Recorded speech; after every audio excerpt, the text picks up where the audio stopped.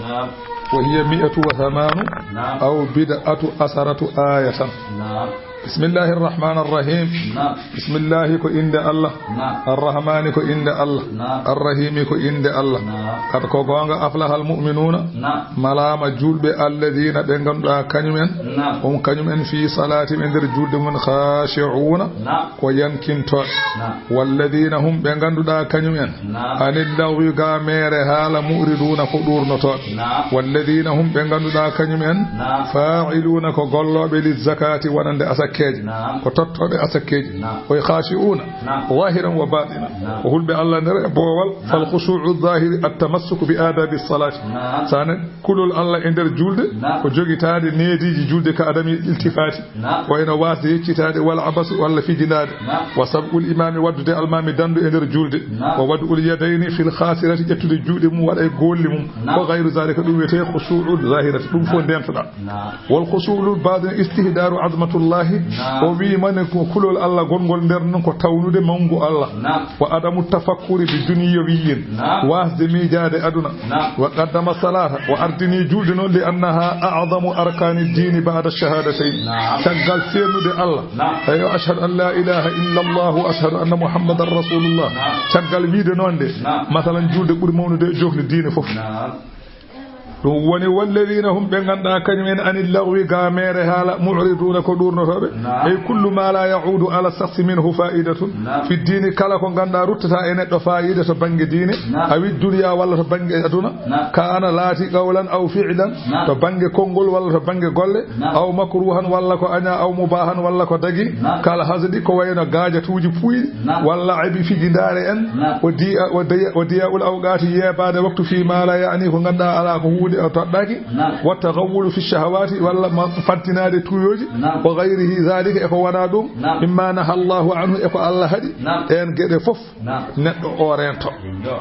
وبالجملة فينبغي للإنسان أن يرى ساعيا في حسنة لمعاده أنا هانني نك كالدو يا توكو مجر pour tonte makko jeewata ko fewtita Allah aw dirhaman lima'ashihi wala do mo yiya fof ya to ko mbuudo mo dabba pour o mo jeew ko wurti wa min husni islamil mar'i tarkuhu ma la ya'nihi en jiya e mojjugol neddanke woppude mo kala ko toddaki mo wona neddo so woppani ko toddaki dum wonta mojjo yar ko wona haaju makko wona neddo non kala do yayo yede نعم بسم الله والذين هم بغندا كنيومن بغندا حافظون كوريانو بلي فروجهم ونند فرجيجم من غلا حاج e farjiji men so wana e rewbe men illa ala azwajihim so wana e do suddi be mabbe e an kulli ma la yahillu wadhu kala ko ganda tagota ko yaaba dum aywa kala jeso yo yeso kala ko daganta ko mo wadde o wasa wadde aw ma malakata aymanuhum walla ko jeydum nyame mabbe ko ina horbe mabbe fa innahum ben kan wadde dum be ghayru malumina gona nyingaabe e waddi dum famani bitaga kala mo dabbi wara adalika ko woni caggal jom suudu mum ko wayno masalan caggal kordo mum yaade nanga jungo mudu e kakon mum ha waro yalti en fa ulaika allah wi ben kay humul aaduna ngoni yewtube kad be ngoni yewtugo dagi fewde ko harme wana walladina hum be ganduda kanyumen li amanatihim wonande koolade de allah holnuno dumen walla koolade de yimbe kolnuno dumen wa ahadihim aadiji di gadondire allah e aadiji di gadondire koyumen fuhurauna ko reenobe ko ben o allah haaldato do be woni mojjube walladina hum be ganduda kanyumen yuhafizuna be ene dena ala salawatihim e juldele mumen allawi ulaika ben don sifi be de do sifaji be humul warisuna ngoni rontube alladina ben yarisuna be ene donta al firdausa al janna burdo tawde al jannaji edo fi hatu al janna khaliduna ko saso be jaltata allawi wallahi mi wodri al laqad khalaqna al insana wallahi min tagine danke min sulalatin mathalan anani dey e tobbere lamde e min sulalatin e laabdum min dinine lofal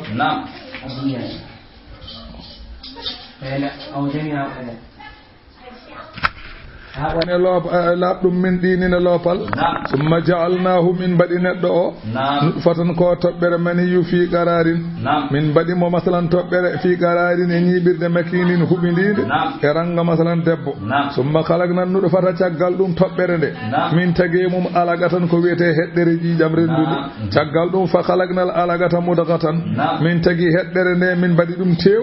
masalan min mbaɗi heɗɗere nde wonti tew fa halaknal mudagata heɗɗere nde aywa wontude tew nde hettere wontude tew nde min mbaɗi min tagi mum idaman ko wiyete ƴiye Allah wi fa kasawnal idama ƴiye ɗe min koltiri ɗum lahman tew ko ni min mbaɗi neɗɗo adori ko toɓɓere caggal ɗum wonti heɗɗere ƴiƴam caggal heɗɗere wonti hettere caggal hettere nde waɗa ƴiye ɗe koltina tew neɗɗo o dari baɗɗo ni o so wari neɗɗo beele ene ronki wuttinde ɗum so wona ɗayt yeddude ɗum kay neɗɗo kam ko mujjude fof ata yeddude ɗum tade kay Allah wemnanima ha aɗa yedda ɗum ganda kam ko neɗɗo woni ɗayɗo fof kam yo andu Allahu akbar a faamiɗa o wi so tawi Allah muuyi o wi Allah tabaraka wa ta'ala qila kulluha wa qila juz'un minha wiyama ko toɓɓe maniyuɗe fofof neɗɗo o waɗete neɗɗo wiyama ala ko hen feccere tan hen feccere waɗe e leydi ndi o taguirtendi feccere heddinde nde Allah waɗaya ɗum dow asaman toɓɓere maniyu nde Allah feccat ɗum te mbi won wiɓe Allah feccande kayre toɓɓere nde hen feccere e toɓɓere nde waɗe neɗɗo ɗo woni ɗo wadde e leykal kal o jogoy taguinede kal toɓɓere heddine nde feccere heddine nde waɗe dow asaman fa ida arada Allahu ihya al khalqi min al quburi so tawi Allah ñaawi wurtinde tagoje ɗe e qabriji he umɗirati sama'u maniyan asaman o toɓa masalan ko wiyete mani fatatalaqan nutfun naziratu min as sama'i bin nutfil baqiyati fil ardi o wi toɓɓere o heddinode waɗanode dow asaman nde ɗon fottita e toɓɓere ɗimmire waɗane gande waɗanode gande e leydi he fata wajjahal khala'iqu tagoje ɗe fof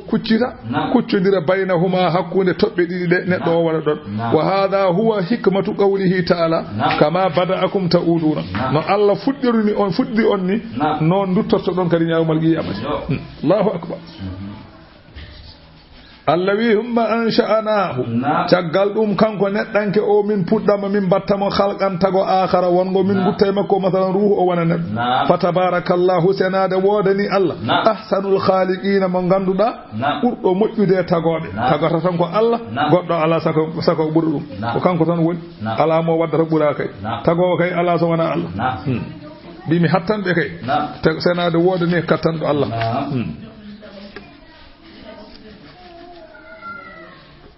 summa innakum onon tagore nde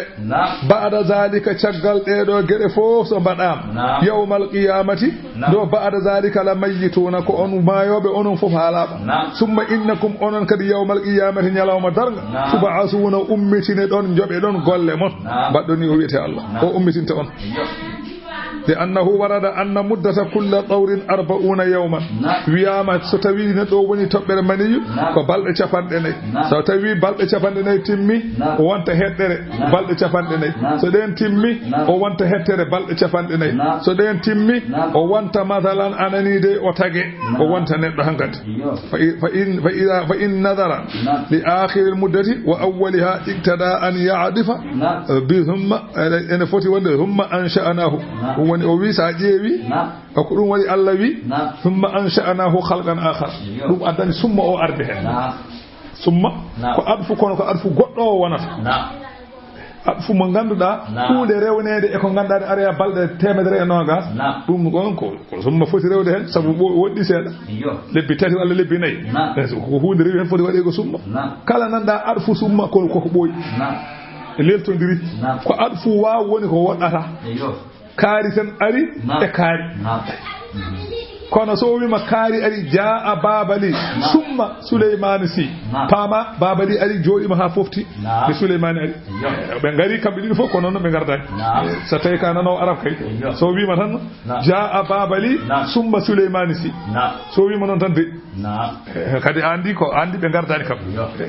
so wi ma non jaa babali wo Suleyman kam be gardi walla o yetto tan o yara walla jaa babali fa Suleyman pama o yetti tan o yari kono noon jaa babali summa Suleyman mi rekkiti atay tay ka no kay yani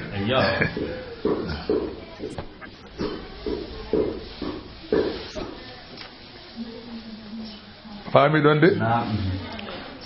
ɗo woni noon woni iktada ɗum tagi ɗaɓɓiti an yuɗa fade attete bi summa wa in nadara li akhiriha iktada an yadef bil fayi sa ƴeewi noon wana o wi ko summa ansha'nahu khalqan akhara o wi ko fa tabarakallah waskire fa tabarakallahu adfa e dum addani wadde fa wano wiide wa tabarakallahu ko ko fa tabarakallahu fa ko waddi dum boddo dirani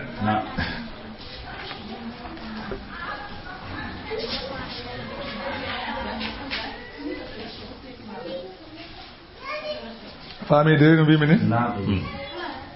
huwa hum ansha'nahu khalqan akhar fa tabarakallahu ahsanul khaliqin Allahu woni humma innakum onon kadi refti caggal ɗeɗo gele fof so tawi a tagama waɗama neɗɗo a wuuri gurdam juɗɗam so tawi ko a wuuri caggal ɗum humma ba'da zalika innakum ba'da zalika la mayitu caggal ɗam ɗo gurdam so tawi a yalti aduna aɗa waɗa howel ma aɗa yaha ko on mayo so tawi ɗon maayi on gubbama duuɓi Allah andi ɗo tolnoto summa innakum ay onon kadi ewa yawmal qiyamati ñalawma darga tuba asuna ummitineɗo woɗɗodiri seeɗa wala gada halagana wallahi min tagi fawga yowmon saba a jiɗi ɗara ɗi laabi en mbiyata asamanuji jeeɗiɗi nde wonno malaikaji ko ɗum woni laabi mumen wa ma kunna Allah wi min laataki anil halqi ga tago wongo less asaman gafilina ko min welsidiɓe Allah wi min mbaɗani noon pour asaman yana mabɓe maya Allah wi mbaɗani noon bal numsiku ha hol ɗum o yumsiku sama an taga al ard oy ko min nangi asaman o aɗa yande leydi he goɗɗo waɗani Allahu wa anzalna allawi min jippini minas samai ummade asaman he ma andiyam bi qadarin fodde ko ene yana en tan taw ɓurtani so ardino comme ɗufani en mayre enen foof Allah wi ko bi qadarin o ɓurtinani ko ene yona en taw ala emen lor ɗufan hunde wonno ɗam ndiyam ardi ko halkare ɗam nafade ɗam ko bonno jam fodde hajumen tan fa askannahu allawi min ñimnoy ndiyam ɗam yani min mbaɗi ɗam min konni ɗam fil ardi e leydi wa inna no minen ala zahabin bihi nawde ndiyam ɗam allawi la qadiruna komin hattan jeta ko sanɗaji sene kaala mbiya e zihaban wayi woni jehen kono noon wona zihaban foti wonde ko zahaban Allah sinno ko Allah kayne wawi araba siki sinno ko wi an wa inna ala zihabin bi walla kono wi wa inna ala zahabin bi ndeke masdar makko ko za manan noon sanɗaji mbiya zihaban manan ɗum e kono no ñawi kam bof wi jebata masdar makko wawan ɗum wonta ko za ko wowde ɗemɗe wona gueɗe ko ɗemɗe ɗe gowde tan on addanta ɗo waade noon won ɗemgal no wowirta aya ayatal kursiyu noon tan yimɓe mbiyata hayso ko ganɗo hayso ko ceerno ayatal kursiyu tan wiyata ɗum a wawa dañde abada o ɗo ko woni gan fof tan wiya faade e salatul fatiha ayatal kursiyu faade e salatul fatiha ceerno fewani faade kay sa felti kam hay saɗaɗe salatu kam fi fatihi kam salatul fatihi kam walla salatal fatihi e ayatal kursiji hey ko so ayatal kursiyu ko ayatal kursiyu walla kono hakke yimɓe ɓe wasde wadde ɗum considéré walla hen saaji kadi hakke ma ɗoftade ceernajo o hay saɗa andi wona noon mbirano wini pour haade wiyeede a bonini kono ɗum wona bonnede ka kalata ko ganduɗa to kursi ɗoftandi on mudda foni leydi foti ko fewnede neɗɗo kay jangguirta ko ha fewna wona ha ñawde ko ɗum nafata ko kongude kewɗe ene kala روى الشيخان عن ابن عباس عن النبي صلى الله عليه وسلم قال إن الله عز وجل أنزل من الجنة 5 أنهار الله جبني أمراد الجنة شالي جوي إن قولوا بيتكو سيهون قولوا بيتكو جيهون قولوا بيتكو دجلة قولوا بيتكو فرات قولوا بيتكو نيلو إيرو شالي جوي الله جبني إتلو من تؤالي جنة أنزل الله عز وجل من عين واحد من عيون الجنة سوى واتر اتشولي الجنة الله إتلو إيرو اتشولي جوي أيوة من أسفل درجة من درجاتها وقولي فمد درجات اتشولي الجنة إيرو شالي جوي فتنكم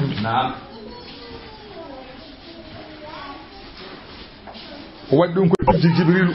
istawda hal jibala aywa o resnini dum kaaje wa ajraha fil ardi kaaje de o dongi dum en ndiyam dam dongi ka anani de e leydi وجعل فيها منافع للناس ووجه النفوجين بفذلك قوله تعالى وأنزلنا من السماء ماء بقدر فأسكناه في الأرض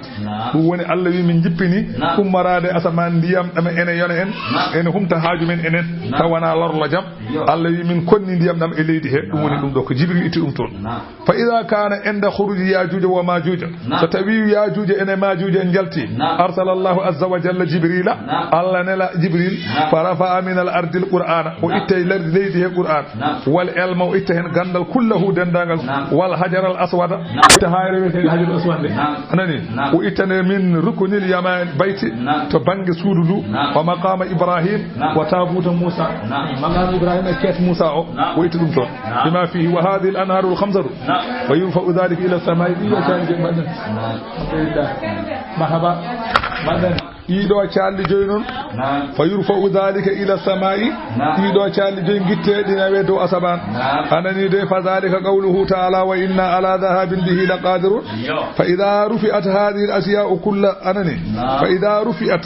هذه الأشياء كلها سيدو تشالي فوق جتام من الأرض إليه قرآن إتامة غندل إتامة حجر أسود إتامة إيدو تشالي جوين جتام ركن البيت أنني دو بقام إبراهيم إتامة تابوت موسى إتامة إيدو تشالي جنجتام غندا فغدا اهلها خير الدنيا والدين dem do yimbe wonbe leydi be katto ko buri mujjude aduna hankande be katto ko buri mujjude diine so dum do yehi kay aduna bonora allawi fa ansa'ana lakum bihi min puddani on sabu ndiyam dam jannatin gete min nakhilina tamaroje wa anabin reseji lakum fiha ena wadan on hen fawakiha mu fawakihu anani muyanteje kathiratun kewde wa minha ene hen ta'kuluna ko nyamaton ceeru ene hen kadi ko odon nyama dabbunde allawi wa sajaratan min puddi kadi lekki takhudu ko ene yalta min duri sina hayre ni wieni hen allawi tambutu ki don lekki e ki funna bidduhuni ko wiete masal ngujam ko fa nganta suwa langere ma wajja ko kiile kimmo kala ko suwete neyba ko lekki iwi hedino wadira Allah mi wadino dum woni wasibigin ko ene gooba lil akilina kana gooba langere lil akilina wana ne nyammo kana gooba dum e langere wana sa suwi langere e tamare wajjade lekki ki woni kiile lekki woni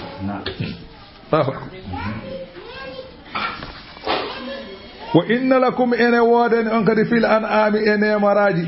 إن هن مراجي نك جلود إن يبال لا عبرة تسكي يكون جورا غندون هن الله نسقيكم الله من جرنيرون ولا نسقيكم أنني نسقيكم ولا نسيفون سلا نسقيكم من جرنون مما في بدونها كوني إديدي نمراجي هيك وقصب من جرنون هن قصب يالتا إديدي نمراجي جرون لو غندها الله قسم يالتا كل شو دري جيجم وجان سيتان الله أكبر ولكم فيها أن وادن أهم منافع نفوج كثيرة كيوت رمبايتن جهن تافي ليبونا ومنها أن نمراج تأكلون كنيامة تن كنيامة تن واتتاك وعليها جلود دينون وعلى الفلك دولاد دي الله يتهملون ونكون دوانه أن نمراج كواتت تن ene wadde ene nyame ko ene gay en gelodi en ene nemoraje waddata nyame tan ko ene beyen bewra wadde Allah wi wa alayha koy do gelodi so do jahajeri tuhmaluna ndonde don wa alal fulki koy laade so do jahay ma tuhmaluna ndonde Allah wi wala qad arsalna nuhan wallahi minni li oɗo nuhu ila qawmihi fewde yimɓe mum fa qala o wi ya qawmi e yimɓe am ubudullah gottidini Allah ɗoftude Allah goto malakum gande alana on ila min ilahin deweteɗo gayruhu ko wana Allah afala tattaquna ko adi kulon lepte Allah ndewan Allah wa qala mala'u alladhina kafaru jaabi ngal ɗon dental hefeleɓe jaabi ɓe mbi min qawmihi yimɓe annabi nuhu ɓe mbi wonande rewɓe annabi nuhu ɓe e wonde rewɓe maɓɓe ɓe waccoɗe dewɗe maɓɓe kamɓe patrangeɓe eɓe kalda e mumen ɓe mbi ma hada wonani oɗo bi on Allah ne woodi o wonani illa basarun so wona ko ɓandiyanke mislukum yeruma yew yuridu o yiɗi tan an yatafaddala kono o teddata aleykum e dow mon o yiɗi ko wonde ko how o rewe ha hande wone makko ko ɗum kay hay kamɓe kay ko ɗum ɓe jiɗi wona ɓe jiɗi ko rewede ni aɗa yiɗi rewede mbi a yiɗa rewe mi hoto mi rewe ko hasidagu tan Allah ni walaw sha Allahu so tawi Allah muyino nde wasata rewede so wona kañum la anzala malaikatan Allah jippintuno ko malaikaji ɓe mbi so tawi Allah ne yinno rewede kañum tan goɗɗo wasa rewede e leydi he wonelata neɗɗo wonelta ko malaika ko noon fof no waɗi ɓe gone haalande miskineɓe rewɓe maɓɓe ɓe ɓe mbi ma sami'ina bi hada min nanani ngol ɗo konngol ngol min nani e nuhu ngol wonde Allah ko goto min nanano ɗum fi abaina e babeɗe amen al awwalina adinoɓe taniraɓe amen mayɓe ɓe meeɗa nande ne kaala ɗum in huwa wonani oɗo nuhu illa rajulun so wona ko gorko bihi mo ganduɗa ene mum jinnatun kaƴ o ko kangaɗo tan haala ɗum noon fatarabbasu bihi pandon ɗemo tan hatta hinin ha ɗo e dumunna seeɗa ha mayde yontato maya gasi o ko mayo mayi porte ɗen qala nuhu wi rabbi jomam unsurni wallam e maɓɓe bima kazzabuni saabu ko ɓe pennimi Allah wallam kalkanami ɓe Allah wi fa awhayna ilayhi min bahyi e nuhu min mbimo anisna il fulka gollu lana bi a'yunina e ndenka amen o wahyina e yamirore amen fa ida jaa amruna so tawi ari yamirore amen e halkude ɓe nde an kanti wo faara ndiyam ɗam ɓuli a tannuru ɓuli tannuru ko wayi kono waññi enen mbiyata fuur ɗo defete tan wonde kanko annabi nuhu nde Allah tabaraka wa taala haalanimo ndiyam ɗam ma ar o wi holno ganda ndiyam kalko jam ɗam ma ara ɓe mbi o wi holno gandirami ndiyam ɗam o wi so tawi joom suudu ma faye sagginde e waañ mum yi ndiyam ɓuuli tan ganda andi kam aada waañ kam aada yarani ndiyam ɓulde to kono noon ñande joom suudu ma faye waañ mum fof tawi ndiyam ne yalta hen tan ganda bone waɗi wiyama ida faral ma'u min at-tannuri so tawi ndiyam ɗam ɓuliri to furto farkaba anta wa man ma'aka an e wondiɓe ma jole wa kana tanuru adama wiyama fuur adama o alayhi salam min hajarin wiyama ko fuur jamɗe wonno dow kaaƴe wonno takhbuzu fihi ene fiyanno ɗon mburu yani en defanno ɗon hawwa ahwa nde yumma hawwa mayi nde fasara ila nuhin arte yumma annabi nuhu falamma naba'a minhu al-ma'u akhbaratu imra'atuhu ndiyam ɓuli e masala e fuur he joom suudu makko habri mo fa rakibuɓe mbaddi waktuli fa luurama noon fi makanihi holto ɓe jole lana fa qila kana bi masjidil kufati wiyama ɗo juma kuufa ɗo iral ɗo ko woni joni ɗo wiyama ko ɗon ɓe joli to banggue masalan anini de ñaamo nder masalan ko heedi e damal babi kindatal yawma ko wiyete babi kindata hande ɗo wiyama ko ɗon lana ka jolno lana ka darino wa qila kana fi ayni wardata min ash-sham won wiɓe ala ko sham nokko goto wiye ayni warda ko ɗon lana ka ɗon ɓe jolno ala kullin ko luural tan Allah wi fasluku fiha nannu e nder laane he min kulli zawjayni kala ɗiɗon anani de façon-ngaji ɗiɗi itinayni ɗiɗon dewere gorel ole ba itali do holondo to tanmi mamdo wa to kali adano wa to kali halata debbo e gorko dida Abdul Njaay anani debbo e gorko jolni e laane he kanko nuhu o dari o waɗani juuɗe makko kala ko yene ñaamo he ko gorko kala ko yene nana he ko jungo ko debbo o jolna e laana ndiwdi ndi fof noon waɗi ɗum Allah wi wa ahlaka jolna yimbe galle ma bibbe ma be ada jogino biye e sam e ham e yafis e wa e jom suudu ma bi'ede anani jom suudu ma non ni wi wa'ilata e biyum ni wi kan ana ben kam jolata ben gala en dum won illa man sabaga alayhimul qawl alayhil qawl so wana mo ade mum kongol min he mabbe ko kalkotodo ben kam jolnata dum en haysa wi yo jol jabata wala tu khatibni hoto noddiram fil ladina e ben zalamu tonbe hoto wiyam yon woppube de bada kom kalkowobe an wiyam halkobe kom kalkowobe hay goten non wiyam yon woppu pama dum non adani mo wiide inna bani min ahli Allah yumala laysa min ahlika innahu amalun ghayru salihin wiide ko biende haalande mi yon woppunde amalun ghayru salihin ko golle de majjan wiima e gol so boda halkabe ha nodda mara yon woppu go tuka yon woppu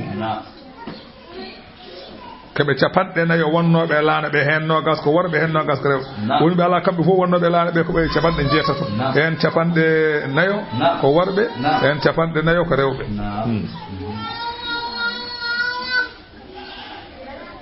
innahum sabu kamɓe mughraquna keɓe yoolete fa iza stawayta sa fotodiri antana an wa man ma'aka eɓe gonduɗa on potodiri alal fulki e nder laana he fa qul wi alhamdulillahi jettoɗe godani Allah alladhina on najjana danduɗo min alqawmi yimɓe adh-dhalimin hefereɓe wa qul wi so tawi a telloyima e laani he mbiya rabbi jomam anzilni jippinam anani munzalan jipporde mubarakan waɗade barke yanani wodo du'a fa hada du'a yanbaghi qira'atuhu man nazala fi mahallin yuridu al-iqamata fihi kala nokkuma garda adi yidi wonde don ada ummi wuro man ala ari jangude hoore fone biya rabbi anzilni munzalan mubarakan wa anta khairul munzilin Allah ne heewi wallude man nyibirda don kala nokku do garda ada won tumaranke ena hani janga wa kanko nuhu wi non kono paama o wi ko fi umumi lafzi ko kumdi kongol gol ko kumdi kala tagado tan so tawi are nokkuma anda yo wi non tan ma o dañ jaati gi so Allah jeli paami walla paamani goto tan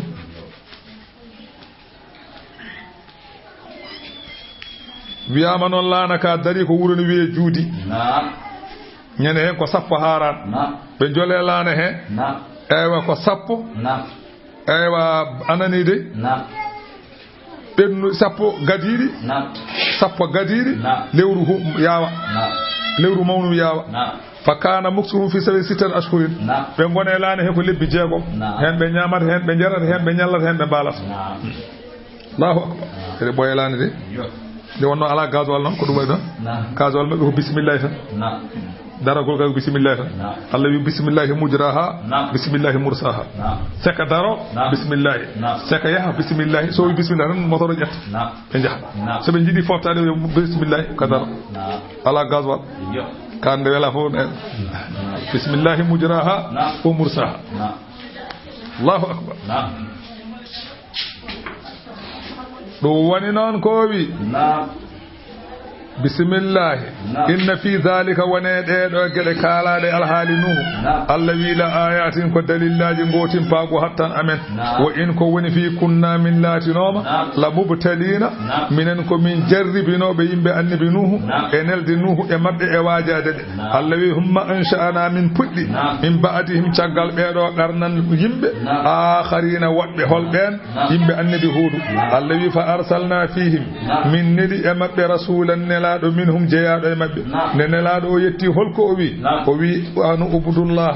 ngotidine Allah malakum alana on min ilahin dewetedo ghayruhu ko wana Allah afala tattaquna ko hadi kulon wattande dum don ko ngoldi non Allah wa qala al mala'u delegation min qawmihi e yimbe makko kanko annabi hudu alladina no ben kafaru yeddube Allah ben bi wa kazzabu penni bidiga ila akhirati anani de e kawrangal l'akhira be ganda ko jogorbe natode jeygol Allah wa atarfanahum min nemini no be non fil hayati dunya e gurnam aduna ben don holko be wi be bi ma haza wanani odo hudu illa basarun so wana ko bandi yanke mihlukum yirumon yaakulu omo nyama mimma taakuluna ko nyamaton min hemum wa yashrabu o yarata mimma tashrabuna ko wajaraton e ko jaraton ko dum yarata wala in ada'atun wallahi so on doftima basaran bandi yanke mihlakum hono no monni way innakum onon idan on saha so on ɗoftimama wala khasiruna ko on pertuɓe onon de on gonata faɗɗaɓe so on deftima neɗɗo ɗi ko ɗoftata ɗon neɗɗo a ya'idukum yati o fodantu on innakum wonde onon ida mittum so on maayi wa kuntum turaban on gonti leydi wa idaman on gonti ƴiye o wi annakum wonde onon mukhrajuna ko on yaltinte o wi so tawi on maayi on gurti oɗon gonta yim hay hata woɗɗi woori wona gonga hay hata woɗɗi woori wona gonga ɗima tu aduna ko parano ɗon ko wona gonga o wi ummital kay ko woodani tan wona gonga ɓe mbi noon hay hata woɗɗi woori wona gonga ɗum wawa wonde ummital wawa wonde in hiya wonani gurdam ɗam Allah sifanto en ɗam wonani illa hayatuna dunya so wona ko gurdam men aduna tan na mutu mayen wona haya gurten ay en maya tan jibinen ɓiɓɓe kadi guura caggal ɗum kadi ɓenne kadi maya ɓiɓɓe mum kadi guura ko ɗum tan woni ko Allah wiya ɗo maya gurta koey maya gurta woni no jibina neɗɗo an maya kañum heddo woni a wurti ɓe mbi ko ɗum Allah boni ɓe buddi ɓe mbi wama nahanu wonani enen kaydi mabo usidake en ummitinteɓe in huwa wonani oɗo nelaɗo kalanowo en wonde dargane woodi o wonani illa rajulan so wona ko gorko aftara omo fepiɗo alallahi Allah kadiban fenani wama nahanu enen wonani enen kay lahu wonandemo bi mu'minina ke en gonɗinoɓe wonde so neɗɗo mayino wurta en jogarani gonɗinde qala annabi huudu o wi rabbi jomam unsurni wallan bima kazzabuni keɓe penni ko qala Allah wimo amma qalilin ɗo ko ɓoyata tan wimi ko ɓoyata seeɗa tan mun tan amma qalilin mun seeɗa ɗo e seeɗa tan la yusbihunna ma ɓe battin nadimina keɓe nimsiɗɗi Allah wi fa akhadathum as-sayhatu ha caango lepte e halkare nangiɓe bil haqqi e gonga ɓe maayi Allah wi fa ja'alnahum min mbaɗi ɓe ghuhaan keɓe nduuyri ayno huɗo hewa ko so weɗima no weɗortoni Allah wi mbaɗi ɓe Allahu akbar fa bu'udan goɗɗal yurmede kay lil qawmi zalimina wodani yimɓe ɓe ganduɗa ko toñaɓe Allah wi humma ansha'ana caggal ɓeɗo halkede min puɗɗi min ba'dihim caggal no ɓe qurunan yimɓe akharina woɗɓe Allah wi paamaɓe min kalkiɗen keewi ay yimɓe ma ɓe an Muhammad non min kalkirtaɓe yow haalamɓe mbiya ma tasbiqu min ummatin ajalaha meeɗani adade leñol yo leñol lajal mum ko dottana ko guurata ko ma yonta tan nde maya kamɓene ko ɗum tan وما يستأخرون بنيم نتاكي سيونتي ثم أرسلنا اللوي من نلي رسلا أن رسلنا نلا بأمين تترى إريو لرد بفردي كيرو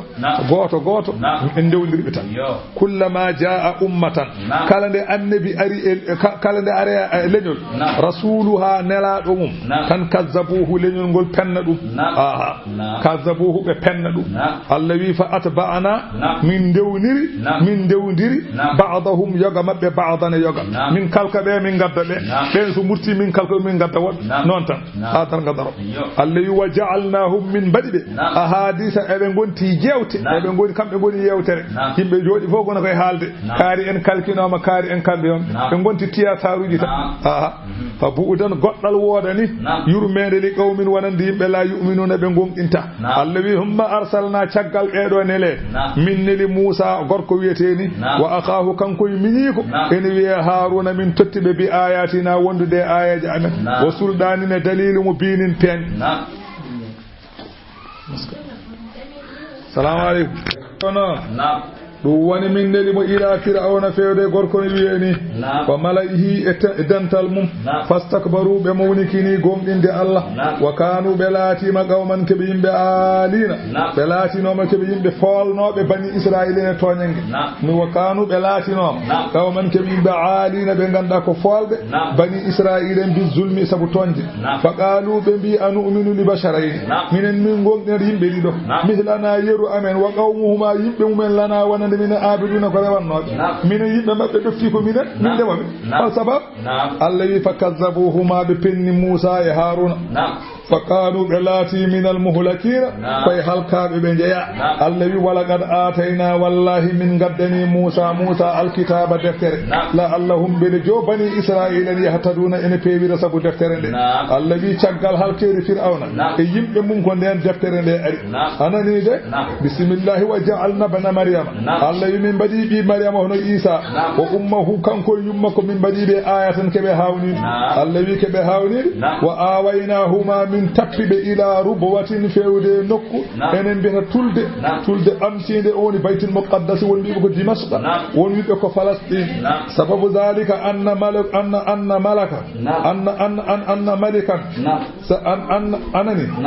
سبب ذلك أن ملك ذلك الزمان كان أراد أن يقتل أن ملك ذلك الزمان لم دون ما سا كان أراد أن يقتل عيسى ويدين ورد النبي عيسى كان كو أودون لام فهربت به أمه يمك دونغ كان كو موسى دو كان كو عيسى إلى تلك الربوة فودين ما تولد ومكثت بها كان كو يمم عيسى ونيديتون فود مثلا دوبي سابو إديدي حتى هلك ذلك الملك قال ما لام دون لام دو حلقي on saha kan ko Maryam warti kanani wori wa awaynahuma min tappi Isa ila rubuwatin Isa e yummum fewde tulde zati qararin tulde ne ganda ko foto dirne ne neddo ene wawa hodde wa ma'ini ne wadi cewde ndiyam dogoje min bi ya ayyuhar rusul e hey mon nelaade kulu nyame min tayyibina tayyibati e gede dagi wa amalu salihan golle mojje nafle juule farillaji inni no min bima ta'maluna ko gollotun alimun ko mi gandu mam yobot وألموا غندي أن هذه أورو دين أمتكم كو دين مودن أمة كو دين واحدة غوت أنا نيدي وأنا ربكم منكم جوم فاتقوني دينتو ديكم فتقدعوا بتيرتي كامبي فتقدعوا كامبي ريو تيرني أمرهم دين مبه بينهم حكو مبه زبران تنبالي تاجي كل حزب من تنفيذ fedde bima ladayhim ko woni do mumen to bange diine farihuna ko dum beltorto fedde fof ko jogi ko dum weltorto be mbiye min ko dum do min jogi be mbiye min ko dum do min jogi do yemi ko dum do min jogi Allah wi fadarhum woppube kambe heferebe fi ghamrati me majjerme be hatta hinin ha do e dumunna seeda tan habe mayata Allah wi ayahsabuna on ndedi seeda mbari bi gulay tukode ayahsabuna yati on be cikkar annama numidduhum bihi ko min dokkibe ko e mudum min maline jawdi wa banine bibbe e der aduna he ko min dokkibe ko be cikkara nusari ulahum e min jaccina be fil khairati mujreji Allah wi ala koy balqatu la yasuruna be ganda dum do ko beynare innal ladina hum min khashyati rabbihim be ganda e kulol joom en musfiquna be ganda ko jengetobe en kuli lefte Allah wal ladina hum be ganda يؤمنون كو غوندينوبه بآيات ربهم اكاوني جومن والذين هم غندا كلمن لا يشركون بندندنتا بربهم اجومن غودو دewar tan ko Allah goto والذين ابن يؤتون بغندودا be en dokka ma taw ko dokkano yu'tuna en dokka ma ataw ko dokka ebo gaddata gay ebo gaddana kambe gay ya du tina fitu posata adu ataw walladina yu'tuna be enen dokka ma ataw anani de ko dokka min sadaqati wal a'mali salihati enen dokka dum ene ciakko ko dokka ko ene totta yu'tuna be ene totta ma ataw ko dokka o ulubuhum ko be tottata ko berbe mabbe de wajilatun ene kuli ma taw Allah jogorani jabde e be ndewa Allah e be kuli ma taw Allah jabata golle de e be ciakko eɓe kuli Allah jaɓata annahu wonde kamɓe ila rabbihim eɓe janana eɓe gandi fewde joom maɓɓeraji una keɓe ruttoton Allah wi ulaika ɓen kay yusari'una ko ɓe woni waddoɓe dandu fil khayrati e moƴƴereji wahum kañumen sabiquna laha ko adiɓe hen e gandal Allah Allah wi wala nukallifu min defata nafsan fittadu illa wus'aha so wona fodde hattan mum ɓe ganduɗa kala ko Allah rokki ɗumen ene dokka o wi ko ɗum woni noon ɓerɗe mumen ene kuli e ko mbaɗata ko sabu ayi wal haalu anna qulubu kha'ifatun min adabi qubuli o wi amalihim o wi ɓerɗe maɓɓe ene kuli sabu wasde jaɓede golle maɓɓe moƴƴe ɗe lima qama bi qulubihim min jalalillahi sabu ko dare ɓerɗe maɓɓe e mawnugol Allah wa haybatihi wa izzatihi wa istighnaihi walidha warada abi bakr as-siddiq radiyallahu anhu o wi la amanu makara allahi walau kanat ihde qadami dakhil al-jannati wal ukhra kharijaha kanko sayyidna abubakar o wi kanko o hoolaki hoda Allah ɗon ɗo koyngal gotal ene nder aljanna ngala ne caggal suwa nadde o hoolaki wawi Allah ga wiide hayti hol jogotoɗo hoolare wadde sayyidna abubakar siddiq wi hoolaki o hoolaki Allah ɗon ɗo hen koyngal gotal ne nder aljanna ngala suwa tawde ngala o hoolaki wawi wiide yaltu joni annene hol peccede piroɗa mbiya ko ni poɗɗa ka nato aljanna hol dalil ma ɗum so wona ɗe fenata wa kana kasirul buka'i min khashyatillahi wiyama kanko abubakar siddi omo heewi bojji sabu hulde Allah hatta asarati dumu ha battini gonɗi ɗi fi khaddahi e koɓe makko hayso sulmima gonɗi ɗi hankadi mbaɗi laabi ɗo ayi montra Allahu akbar sabu hulde Allah enen meeɗa hulde ene wona hulde ene wayna wayde ponde wona poɗɗen mayde kay wona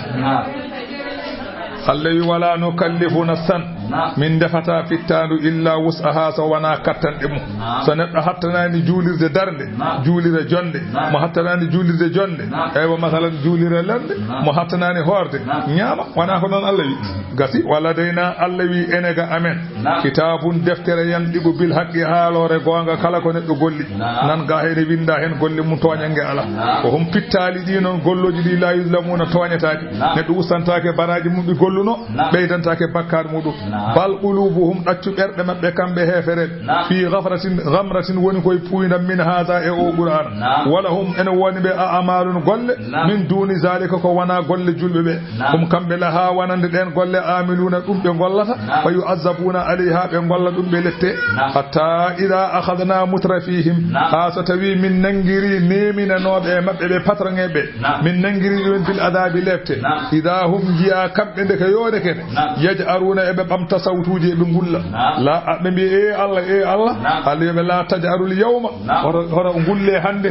minna e am innakum sonon minna ɗo amen ɗo la tunsaruna on kaɗetake lefte hande kon lefteteɓe tan sabu ara kanas laatino ayati qur'anam o tutula aleykum ene durcittano e moɗon nde wonno ɗum ɗo ko ikhbarul waqi'i koko ɓenni arata koko ɓenni haaleteɗo joni Allah wi ndo koko jogori aroyde ɗum Allah haalante en ɗo fa kuntum on laatinoma ala a'gabikum eywa e cagle mon tanki suuna oɗon duttotono son kalanama mustakbirina oɗon mawnikini e limanagal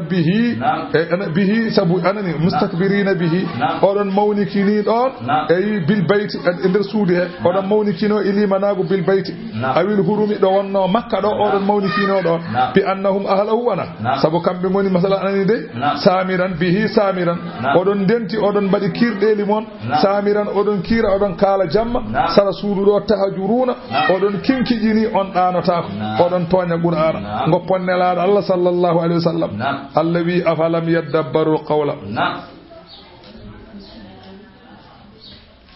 mbele ɓe miccota ko konngol andi o wi hatta idha akhadna mutrafihim bil adabi idha hum yaj'arun andi oɗo idha deuxième o ko mo faja sabu idha oya so woni no ton tawi ko on ko sarɗi o wonno nder oɗo waɗanno fonno wonde ko fa idha hum yaj'arun kono noon ko idha mufaja'a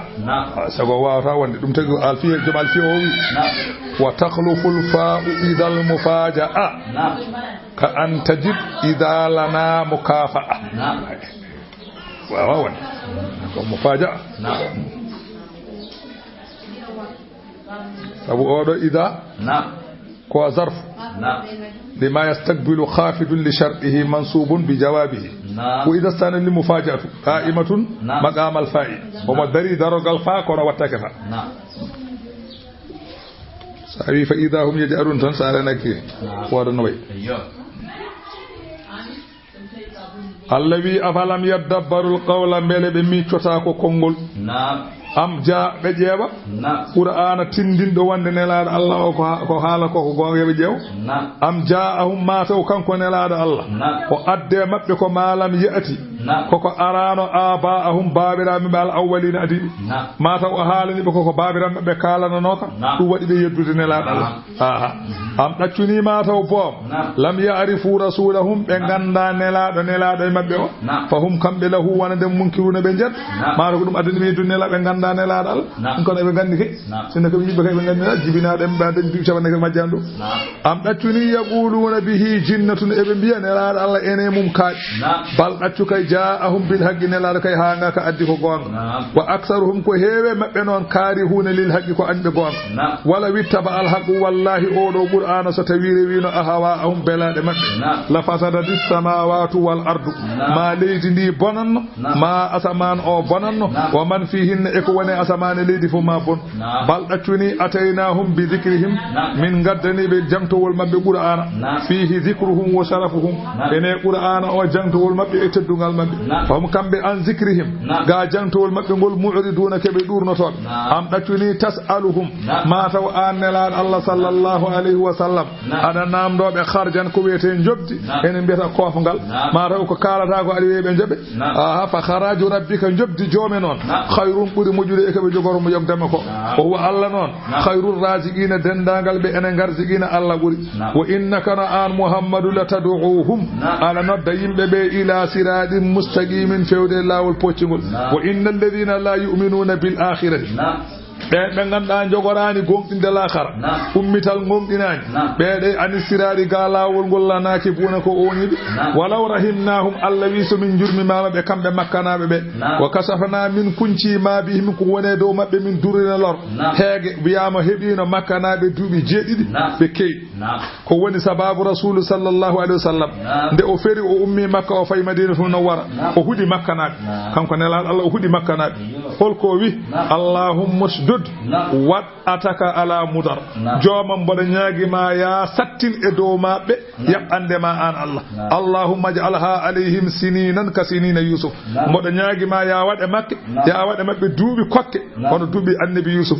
fa uhidube kokka hatta akalul anza habe batti nyamde masalan ijab habe batti nyamde dum be batti nyamde leewi geloji e der duubi di awan saha faja abu sufyan ari so madinatu munawwara rasul sallallahu alaihi wasallam wi an sadakallahu warrahima bodo nyamdore ma Allah bodo nyaagori ma endam alasta tazamu annaka bu istarahmatan lil alamin elle ada aajo biida wonde Allah nelduma ko yurmede wonande tagore de kono minen kam min jiari yurmede de tawde di duubi jeedi min dañani ko min nyaama ha so goto ame hoynima dow asama sikkara ma taw ko cuurki an kam minu kay kam on sa awadi babiraabe ma fo islam bibbe kadi ada warde dumen heege nelaado duwi aywa masalan heege nge iwi ben dañi nyamde on woni fa kasafna ma bihim min durrin o hunci ko yamnobe to bangelor la lajju Allah wi so mi yurmi ma mabbe mi itti dum la lajju mabbe ndono fi dughiyani me majjere mabbe yaamahuna be dengi Allah wi wala qad akhadnahum bil adabi wallahi min nangiribe heegeji mastakanu kono non be jantinaki li rabbihim wonande joombe be o ma tadarrauna be lorlikinaki fewde Allah in kuntum ta'lamuna bayde odon gandi ko Allah tagi sa namne on sayaquluna lillahi mabbi ko Allah jeyi kul wiibe wadde se mbi non afala tazakkaruna ko hadi baccoro fa ta'lamuna gandon annal qadira alal khalqi kattan do tagde tagore nde e fuddade deke qadiru alal ihya ibadal mawtin hattani wurtinde caggal may kul wiibe man rabbus samawati sab'i hol jeydo asmanuji jeedidi wa rabbul arshil azimi hol jeydo al arsi mawkiki sa namne sayaquluna Allah mabe mbi ko Allah kul wiibe wadde non afala tattaquna ko hadi dento don odo rewde ko wana on kul wiibe man bi yadihi hol mo wone juude mum malakutu lamu kulli shay'in kala huule ko huwa kanyum yujiru kanyum woni denowo wala yujaru alayhi renataki in kuntum ta'lamuna bayde kay odon gandi sa namne sayaquluna Allah mabbi ko Allah kul wiibe fadde fa anna tusharuna holno kodorto don pirle don ga gonga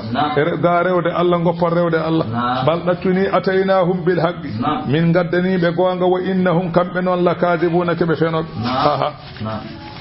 ما اتخذ الله الله كي جوغيتاك من ولد بدو وما كان لا تاكي معه ان وندي الله من اله دبتيدو اذن ستوي وندينو الله غدو كو وانا غاندادو لا ذهب ما يادن كل اله كلا دبتيدو بما خلق كو تاغيكو ولا على ما مونكين تونو بعضهم يغم بي على بعضين يغا سبحان الله سناد ودني الله اما يصفون غاكو بي تشيفوتو عالم الغيب الله وني غاندو كو ويرني والشهاده كانكو وني seede fata'ala towi mawni senima amma yushrikuna ke be dendinte Allah ko wana Allah kul wi be rabbum anani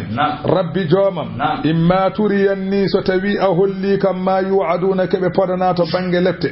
rabbi jomam wadde fala taj'alni hoto wattam fil qawmi imbe adh-dhalimin be ganduda ko toñat fa o anani fa ahlika bi hilakihim mi halkira sabu halkede wa inna numinin ala an nuriyaka allawi anani de hollude ko ma na'iduhum ko min podani be ko Allah wi la qadiruna ko min hattan Allah wi e min katani don dum non idfa adunir billati e on jikku hiya mo ganda kanyum ahsanu burdo mojjude dunir jikku mojjo o dunira dum as-sayyi'atu golle bande so neddo wadima ko boni an wadan dum ko mojji so neddo haale ma ko boni an haale mum ko mojji hoto nande hoto wi min ala ko burimi neddo kay so jaasi hoto jaas an neddo kay jaasto kay an burdum hoto wi min burani ma anda min burani mi jaasti e an kay de ka jaas wadde jehe dejo mumme jehe neddo kay so jaati hoto jaasno hoorema kay podda kay ko burde wana jaas min ala ko burdami ada jab haalde dum sebe badano hu anum yalla hoyta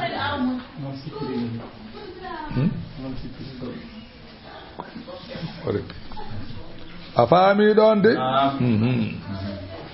nahanu minan a'lamu minan buri andude bima yasifuna kebe cifoto ko minan goni yobobe be ko bul wi rabbi jawmam a'udhu bika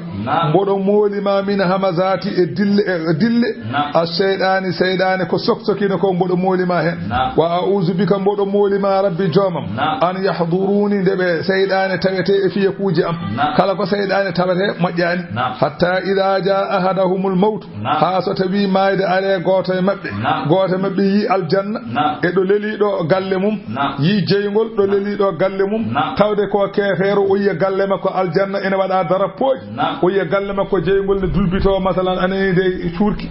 o wiya ay ko da paada sa gongdinal ay o yi galle badde darapoji joddi o mo coyno da to wonno galle ma wana sunnu beydot jobum nan lelelese mum ene dara galle mum jeygol ene dara galle mum aljanna ko jesa gite maaydo puttino ko dum firta Allah hollan mo ko galle aljanna so tawi ko sowno jeya o rewa ndarde ha o mayro non gite puttino walla Allah hollamo galle makko jeygol o hula o futtine gite o nar o mayda non do woni do don andata do leli do yimbe be feere boni do kanko andi ko dañi gilo don gilo don gilo Azraïl tan Jibril adara aljanna galle makko aljanna e galle makko jeygol bibde mum yam ayi o ya we kamala galle ma nana e di trapoji do woni galle ma tan o mayira noon deeƴa mbaɗa tan deeƴa gite puttino wayno ñaamo yimɓe ni o galle o walla o holle wi ayi o bone mo jiiɗa o ɗo paaɗa oya feere boni tan o maaya kadi non moƴƴa gite puttinto tan joni noon so tawi ko jeygol fay qala o wiya rabbi joomam irji'uni i joomam dutte kam irji'uni dutte kam la alli mbele joomi amalu salih mi golla golle moƴƴe mi seena deweteɗo e gonga ala so wona Allah e Allah fima taraktu sabu ko goppumi gurdamam min de mi yeebi mi gurdamam mi boram qala ta'ala do leliɗo joom haalda e Allah ɗum enen nana Allah jaabomi mo kalla ruttade innaha wiide joomam ruttam o wi kalimatun ɗum ko konngol tan huwa kanko neɗɗo maayo o qa'ilu hawma haala ɗum kono fayida ala hen hankadi kay so mayida ari ruttade ala wa min wara'ihim Allah wi ene yeeso mabɓe kamɓe maayoɓe barzakhun ko wiyete heedo ngonon wana laakara wana aduna ay so mayiɗo maayi wana laakara yahata wana e aduna woni ala ko hakkude aduna e laakara o ruttata ko aduna o yettaki laakara ɗo tan wonata ila yawmi wasuna ha ñallamol ummitina ɗon ɓe ummitinte on sa paya laakara fa ida nufiha fi suri Allah wi so tawi Allah ndu wuttama ñande hen fala ansaba baynahum yawma idin fala ansaba asko ala baynahum hakkude mabbe yawma idin on ñalawma mine kaari en de jiidino ala wasaro mine kaari en o wi ɗum ala ñande hen so ummital waɗi min ko mbi kaari won ko tanum kaari ko ɗum a deƴƴa ɗum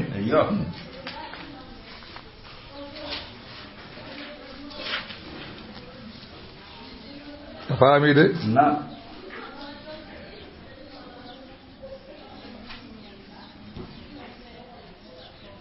andi ko yimɓe ɓe dalillaji jogiti eɓe mbiya maayiɗo so maayi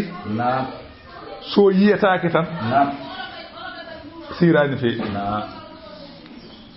maayiɗo so tawi maayi hoyɗetake ala fo meeɗo hoyɗude ɗum o sirani nde wonno kala maayiɗo mo sirani heewi ko sokete on ko dumbeteɗo yata e malakuta yata kono kala hen malaɗo ene heewi saaha fof wode biɗo min de mi yiiɗo hanki kaari goram min de kaari min kaldiɗo goram min de mine kaari min ñamdi kaza o min de kaari mi yiiɗo hanki hokkirm kaza o eɗen gueɗe kono so jomum sirani mo majji ala Allah hewɓe so tawi maayiɗo maayi ɗon e balɗe tati ɓe keewi namdade ala jiiɗo mum o woni biɗo yi tan ɓe ganda hankadi jomum hayso meltama hellone ɗon ɗaccitama hankadi hayso jomum meltanoma kellel ɗon ɗaccama yeehi so tawi tan ɗaccaka hewani yiyede toon tan wonata ne fiye goɓɓe Allah wi ñande hen asko ala wala tasaaluna ɓe namnodirta o wi so yimɓe ummitinima so yimɓe ummitinama yawmal qiyamati asko ala mina kaari jiidi ɗon kay ala ɗum ala go foyi hatta ko hene mum wala saalu ɓe namnodirta i ana wayri guesa mon ɗum ko gawde ɗon ɗum ala to faman thaqulata kala mo teddi mawazinuhu peese mum kala mo peese mum keewi moƴƴi fa ulaika ɓen humul muflihuna mbiyete malaɗ wa man khaffat mo hoyi mawazinuhu peese mum kala mo peese mum keewi bonɗi on fa ulaika alladhina ɓen goni ɓen khasiru anfusahum ɓe ganduɗa ko pertuɓe koye mumen ɓen fi jahannama e jahannama khaliduna ko sasoɓe talfahu ene suma wujuhahum jeesaɓe ɓe annaru jeygol ko hum kamɓe fiha e jeygol he kaali huune ko ɓe sumaɓe toni ay tondu downdu larñitte ha dow hoore tondu lesndu larñite ha sawndu o endi ni neɗɗo o woppirte ñiiƴe ɗe ciifino jalta o wi tondu dondu lartete sendu lartama handu heɓoya o wi tondu downdu itte ha yetto hakkude hoore darne tondu lesdude dulbite so yurtinama ha yetto wuddu larñite ha yetto ɗon ñiiƴe ma jalta ciifino saɗa naata ya jeygol ko ni mbaɗata coofa Allah wi alam takun Allah wona e haaldude mabɓe Allah wiye onon mbele laatanoki ayati qur'anam o tutula aleykum ene dursitteno e moɗon oɗon kulɓinire qur'ana oɗon kaalane qur'ana ko woni mum e hulɓinade kono fa kuntum biha laati ɗon e qur'ana tukazibuna oɗon pen holko woni sabab qur'anam ene jange e mon odon jedda qalu kambe jogorbe natode jaygol be jaabo Allah be biya rabbana joomi amen minen kay ghalabata alaina foli e amen shiqwatuna malkiso amen wa kunna min lati qauman ko mimi be dallina majjunobe ga pewal joni kay rabbana joomi amen akhrijna minha yaltin min e jeygol gol do fa in udna so min duttima e min batti ko min banno fa inna zalimuna ko minen goni ton be biya Allah yaltin min jeygol min kota to aduna so min jehi min batti ko min banno Allah minen toñi Allah jabata ko Allah jaabobe e demgal malaika fodde aduna laabi didi sebe kalde Allah ebe ngone jeygol hebe biya Allah yaltin min Allah jaabata ko be Allah joodo fodde gila aduna taga yewle aduna taga gila asaman fonta leydi fenga farta werta baba adama telli ha daranga won gandu dumo hono dum laabi didi Allah dejjata jaabobe hono dum laabi didi Allah dejjade fuddo jaabade e be jeygol be cippira hen won wiibe aduna ko duubi ujunnaaji jeedidi